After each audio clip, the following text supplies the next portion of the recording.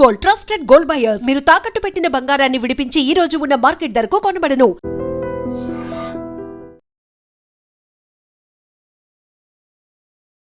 Welcome to iDream. నేను మీ భవ్య. ఇప్పుడు మనతో పాటు ఉన్నారు ఆయుర్వేదిక్ డాక్టర్ బాలకిషన్. నమస్తే సార్, ఎలా ఉన్నారు? నమస్కారం అమ్మా, బాగున్నాను.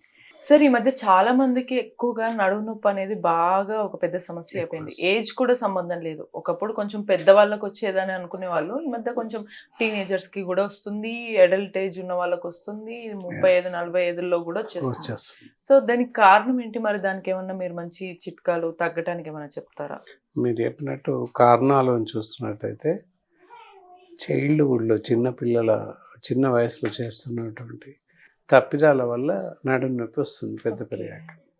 At the childhood 5 years 6 years 4 years పిల్లలకి, వాళ్ళు సపోజ్ 4 years 5 years పిల్లలు అంటే 10 kgs 10 kgs 12 kgs వెయిట్ ఉంటారు. 12-15 kgs అట్లా ఆ మధ్యలో ఉంటారు.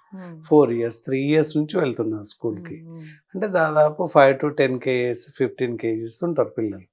వాళ్ళకు గాను వాళ్ళ బరువు అంతగా, వాళ్ళు సగం బరువు 5 kilos 6 kilos 7 kilos 10 kilos బరువు గల బుక్స్ బ్యాగ్ వాళ్ళ వీపు పైన వేసి పంపిస్తున్నారు. అది వేసి అంతేకాక ఇంకో చైలో వాళ్ళ క్యారేజ్, టిఫిన్ క్యారియర్, వర్షం పడుతుందని గొడుగు వగైరా వగైరా. సో ఇవన్నీ పట్టుకొని ఫస్ట్ సెకండ్ థర్డ్ ఫ్లోర్కి వెళ్ళిపోవాలి పిల్లలు. Imagine it. దానివల్ల ఏంటంటే అత్యంత తక్కువ కాలంలో, తక్కువ వయసులో మెడ నొప్పి, వెన్నుపూస నొప్పి వస్తుంది. వెన్నుపూస నొప్పి అందుకే వస్తుంది, వెన్నుపూస వంగిపోతుంది, దానిపైన బరువు పడుతుంది. సో రానున్న కాలంలో భవిష్యత్తులో అందుకే టీనేజ్లో, మధ్య ఏజ్లో నడుము నొప్పి రావడానికి ప్రధాన కారణం చైల్డ్హుడ్లో చేసినటువంటి తప్పిదాలు అని చెప్పాలి. సో ఇప్పటికైనా ఆలోచించి వాటికి సరైనటువంటి జాగ్రత్తలు తీసుకుంటే, ఏ విధంగా జాగ్రత్తలు తీసుకోవచ్చు?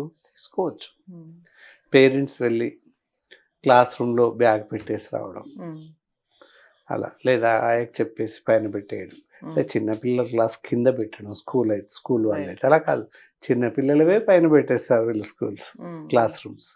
సో అది చాలా ప్రాబ్లంగా ఉంటుంది, చాలా కష్టంగా ఉంటుంది పిల్లలకి. వాళ్ళు చెప్పలేరేటు.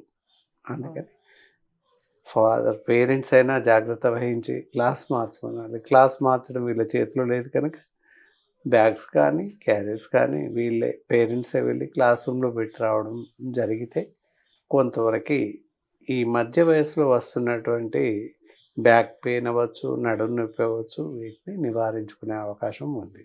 రైట్. సో సార్, ఇక్కడ సమస్య మనకు అర్థమవుతుంది.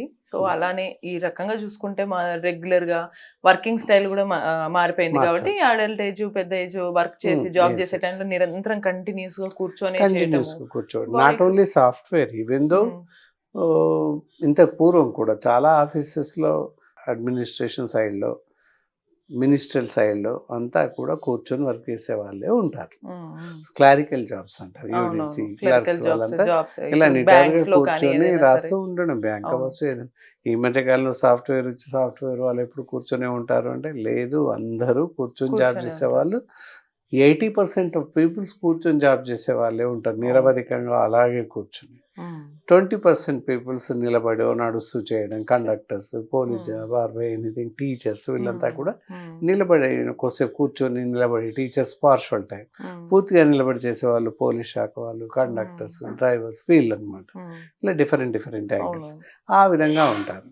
మరి ఆ కూర్చొని చేస్తున్నటువంటి జాబ్స్, ఆఫీస్ వర్క్ చేసేవాళ్ళు, క్లారికల్ జాబ్ చేసేవాళ్ళు, వీళ్ళంతా ఒకే పొజిషన్లో కూర్చొని ఉంటారు కనుక వెన్నెముకపైన కొంతవరకు బరువు పడే అవకాశం ఉంది. సార్, ఇక్కడ చిన్నపిల్లలకి కానీ మనం ఏదైతే సమస్య తప్పు ఉందనుకున్నామో దానికి కొద్దిగా పరిష్కారం అయితే మనకు దొరికింది. కానీ ఈ పనులు చేసుకోవటం అనేది వాళ్ళు ఆపలేరు కాబట్టి మరి దీనికి ఏమన్నా సొల్యూషన్ ఉందా? అక్కడే వస్తున్నాను. ఏంటంటే నిటారుగా ఇప్పుడు నేను కూర్చున్నాను చూడండి, దిస్ ఈస్ ద పొజిషన్. ఇలా నిటారుగా కూర్చోవాలి, అంతేకాని ఇలా జారగిలి పడి కూర్చోకూడదు. ఎస్, దీని గురించి దూరదర్శన్లో ఒక 15 years back everyday 10 minutes programme ఇచ్చేవాళ్ళు. కూర్చుండే పొజిషన్ చూపించేవాళ్ళు. ఇలా కూర్చోకూడదు, ఇలాగే కూర్చోవాలి, దాంతో బ్యాక్ పెయిన్ రాదు అని చెప్పేవాళ్ళు. సో ఈ విధంగా నిటారుగా కూర్చోవాలి. ఇంతే కాకుండా సర్టెన్ సైజ్, డిఫరెంట్ యాంగిల్. ఇప్పుడు ఈ ప్రాంతంలో మన వీపు వెనక ప్రాంతంలో ఏదో ఒక థింగ్ వస్తువు ఉంటుంది. ఇలా ఇలా వెంగి తీసుకోవచ్చు, కొంత కష్టపడితే వస్తుంది. అలా తీసుకోకూడదు, పూర్తిగా అటువైపు తిరిగి తీసుకోవాలి. కింద ఏదైనా థింగ్ వస్తువు ఉంటుంది, వంగి తీసుకోకూడదు, కూర్చొని తీయాలి. ఇవన్నమాట జాగ్రత్తలు అంటే అవి. ఇంకా మెట్లు ఎక్కడం దిగడం, ఎక్కే కన్నా దిగడం చాలా నెమ్మదిగా దిగాల్సి ఉంటుంది. ఎక్కే కన్నా దిగేటప్పుడే బరువు ఎక్కువ పడుతుంది, వెన్నెముక పైన, మోగాళ్ళ పైన, ఎవ్రీథింగ్. అంటే లంబార్ స్పైనల్ కార్డ్లో ఎక్కువ బరువు పడే అవకాశం ఉంది నడుము పైన. అందుకని మెల్లిగా దిగాలి, ఒక్కొక్క మెట్టు చొప్పున దిగుతూ ఉండాలి. సో ఇక్కడ ఎగ్జాంపుల్ చెప్తాను. చాలామంది నాతో పాటు మెట్లు ఎక్కుతూ ఉంటే చూస్తాను, మెల్లిగా దిగుతుంది సార్, ఏమైంది అని అడుగుతాను. అంటే ఏం కాకుండా కోసం ఇలా దిగుతాను నేను అని చెప్తాను. ఎక్కేటప్పుడు దిగేటప్పుడు ఇద్దరు ముగ్గురం కలిసి వెళ్తాం కదా, వాళ్ళు అడుగుతారు, ఏంటి సార్ ఒక్కొక్క మెట్టు మెల్లిగా దిగుతున్నారు ఏంటి, మెల్లిగా ఎక్కుతున్నారు ఏంటి అని అడుగుతారు. ఏమైంది అని అడుగుతాను. ఏమీ కాకుండా కోసం ఇట్లా ఎక్కి దిగుతానని చెప్తాను.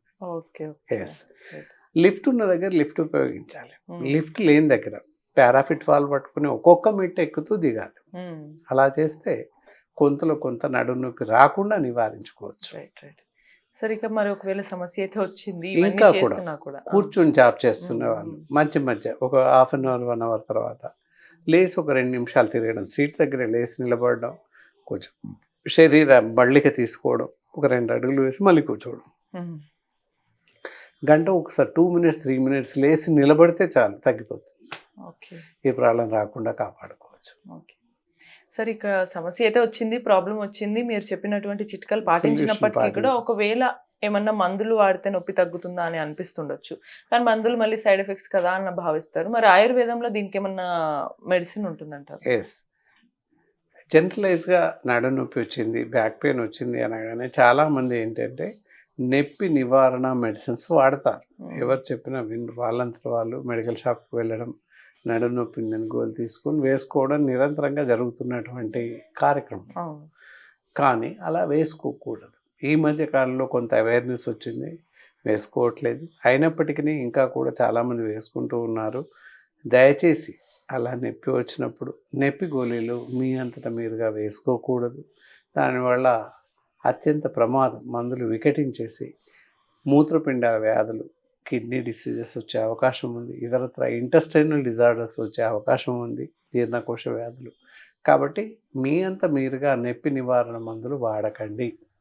తప్పనిసరిగా డాక్టర్ సలహాను అనుసరించి అందున ఆయుర్వేద డాక్టర్స్ని సంప్రదించినట్లయితే అద్భుతమైనటువంటి ఔషధాలు, మంచి గుణవర్ధమైనటువంటి మందులు కలవు.